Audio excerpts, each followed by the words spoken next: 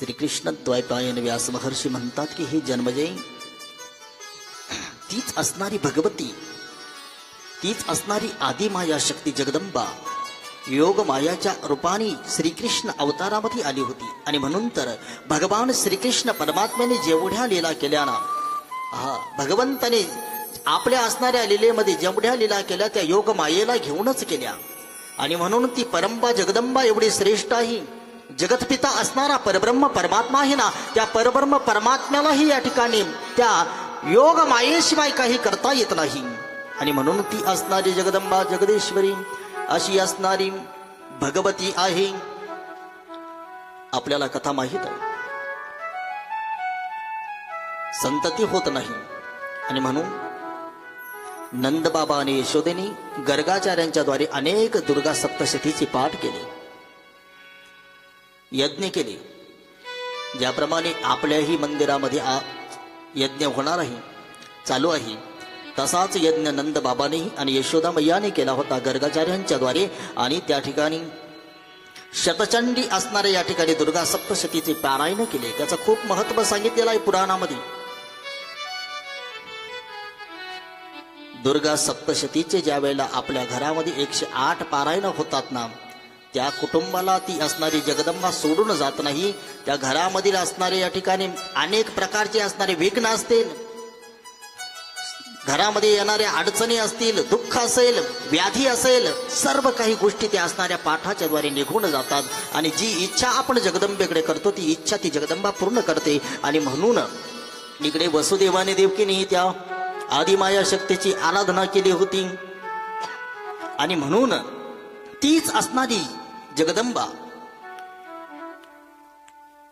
वसुदेव आणि देवकीच्या घरी त्या ठिकाणी कारागृहामध्ये जन्माला आली होती. कथा आपल्याला माहित आहे. आणि मग त्या आदिमाये शक्तीनंच या ठिकाणी संपूर्ण ईश्वराला या ठिकाणी मोहित केलं होतं. तोच असणारा परब्रह्म परमात्मा काली रूपाने कृष्ण रूपाने वसुदेव देवकीच्या गृहामध्ये जन्माला आले होते. त्या ठिकाणी कारागृहामध्ये कथा आपल्याला माहित आहे. मला सांगायचं काय की यशोदेजवळ जन्माला आलेली योगमाया वसुदेवजी महाराजांनी ज्या वेळेला मथुरेमध्ये आणली, कंसाने हातामध्ये घेतली, फिरवली आणि ती अनंत आकाशामध्ये उडून गेली आणि ती विंध्याचल वासिनी झाली. विंध्याचल वासिनी झाल्यानंतर ती आकाशामध्ये प्रगट झाली आणि कंसाला सांगितलं, हे मूर्ख कंस, तू मला मारण्यासाठी प्रयत्न करत आहे, हा तुझा भ्रम आहे. अरे तुझा शत्रू कधीच जन्माला आलेला आहे. लक्षपूर्वक ऐका. ती जी आहे ना योगमाया, त्या योगमायेबद्दल वर्णन करताना आलेला आहे पुराणामध्ये की ती सर्व देवींची असणारी मूळ पीठ सांगितलेलं आहे. विंध्याचल वासिनी विंध्याचल पर्वतावर राहती आणि म्हणून त्या पर्वताची परिक्रमा केली जाते, प्रदक्षिणा केली जाते. म्हणतात तिची परिक्रमा केल्यानंतर या भूमंडलावर जेवढे पीठ असतील, सिद्धपीठ असेल, शक्तिपीठ असेल, त्या सर्व पीठांचं दर्शन आणि परिक्रमा केल्याचं पुण्य प्राप्त होतं.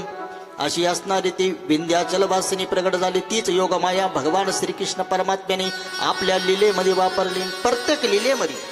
आणि ती एका स्वरूपामध्ये त्या ठिकाणी प्रगट झाली. आणि तीच असणारी माया आहे ना जगदंबा, ती राधा स्वरूपामध्ये प्रगट झाली कृष्ण लीलेमध्ये. आणि म्हणून कृष्ण लीलेमध्ये भगवंताच्या अनंत लीला आहे. पण त्या अनंत लीलामध्ये राधा जर बाजूला केली ना तर कृष्ण चरित्रच होऊ शकत नाही. म्हणून ती महापरंबा जगदंबाच त्या ठिकाणी राधा म्हणून आलेली होती. श्री राधा राधा राधा राधा राधा,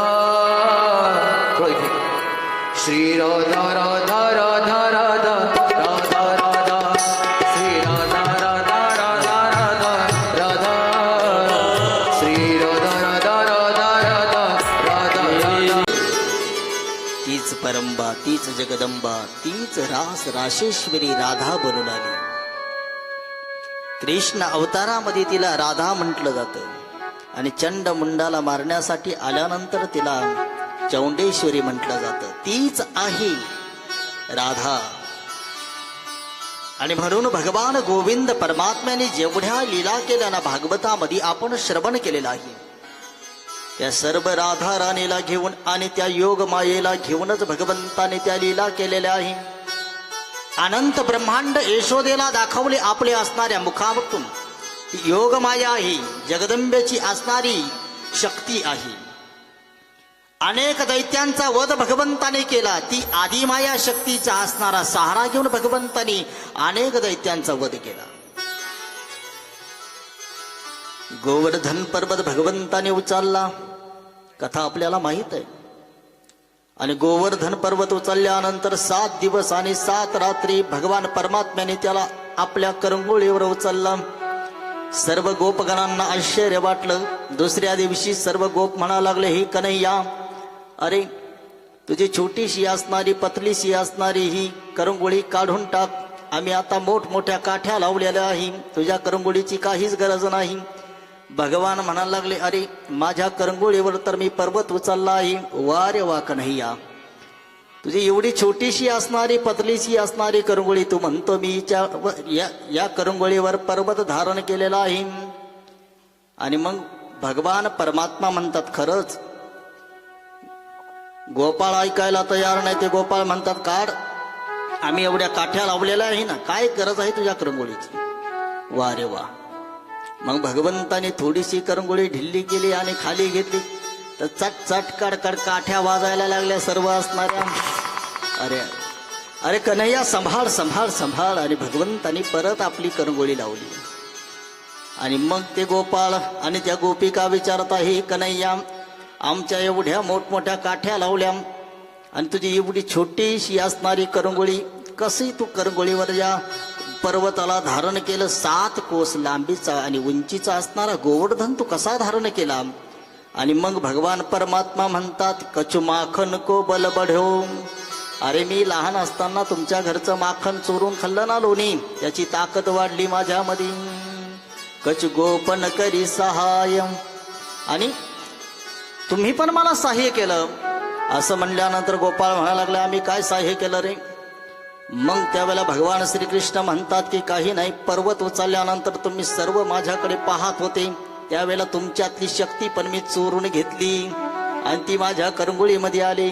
वा रे वा कन्हैया, आतापर्यंत लोणी माखन चोरून खाल्लं तरी म्हटलं आमची शक्ती गेली तरी कुठे, आमची शक्ती पण चोरली का. आणि मग भगवान परमात्मा म्हणतात की खरं सांगू का, श्री राधेजू की कृपा से श्री गिरीवर लियो उठाय. राधेच्या कृपेने मी हा गोवर्धन पर्वत उचलला. आणि म्हणून ब्रज साहित्यकार म्हणतात की कसा, तर ज्या वेळेला भगवंतानी पर्वत उचलला ना, त्यावेळेला रास राशेश्वरी राधाराणी बसलेली होती. हजारो गोपिकांचे झुंडचे झुंड होते आणि त्याच्यामध्ये राधा बसलेली होती. आणि राधेला पाहिल्यानंतर सहज या भगवंताने तो गोवर्धन उचलला होता. आणि मग त्यावेळेला भगवान परमात्मा म्हणतात, खरं सांगू का, राधा रूपी असणाऱ्या मुखचंद्राला पाहिल्यानंतर भगवान परमात्मा रूपी असणारा समुद्र आहे, कृष्ण समुद्र आहे. आणि म्हणून ब्रज साहित्यकार म्हणतात की राधा रूपी असणाऱ्या मुखचंद्राला पाहिल्यानंतर कृष्ण रूपी समुद्राला ओहटी आली. ओहटी आली. पौर्णिमेचा चंद्र पाहिल्यानंतर समुद्राला ओहटी येते, आनंद येतो आणि तो उसळत असतो त्याच्यामध्ये लाटा. तसा भगवान परमात्म्याला राधारूपी असणाऱ्या चंद्राला पाहिल्यानंतर त्या ठिकाणी आनंदाची ओहटी आली आणि भगवंताने हा गिरवर म्हणजेच हा गोवर्धन उचलला. आनंद या जीवनाचा सुगंध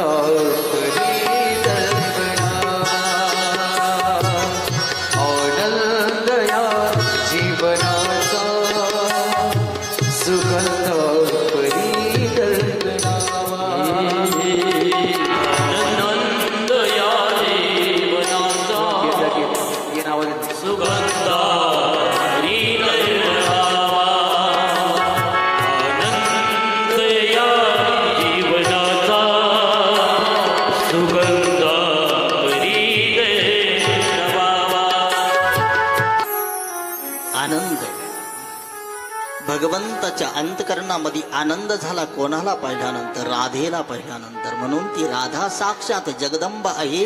त्या जगदंबेच्याच कृपेनं भगवान म्हणतात मी हा गोवर्धन उचलला. अशा कृष्ण लीलेमध्ये अनेक लीला आहे, त्याचंही वर्णन या ठिकाणी केलेलं आहे. पुढे